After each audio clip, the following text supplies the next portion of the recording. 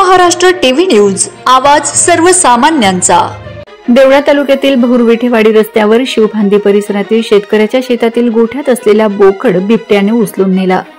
बहुर येथील रहिवासी योगेश सुप्रू पवार व कुटुंबियांनी दिलेली माहिती अशी की शनिवारी पहाटे 5:30 वाजेच्या दरम्यान देवळा तालुक्यातील बहुरविठेवाडी शिवारातील शिवणाला फांदी येथील शेतकरी सुशीला सुप्रू पवार गट नंबर 32 यांच्या शेतातील गोठ्यात असलेला बोकड बिबट्याने उचलून नेला।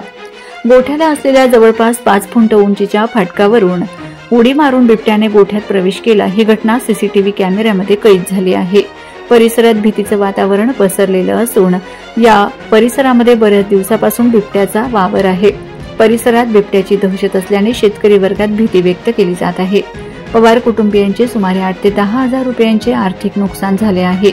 वन विभागाने या परिसरात वास्तव्यास असलेल्या बिबट्याचा बंदोबस्त करावा अशी मागणी शेतकरी बांधवांनी केली आहे। वंदे महाराष्ट्र टीव्ही मीडिया प्रतिनिधी सुरेखा गांगुर्डे, देवळा।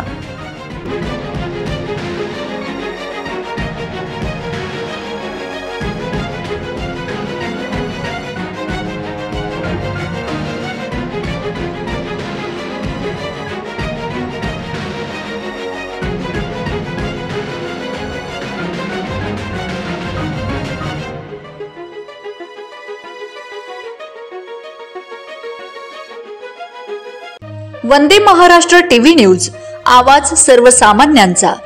अशाच नवनवीन बातम्या पाहण्यासाठी आमच्या चॅनलला सबस्क्राइब करा, बेल आयकॉनला क्लिक करा।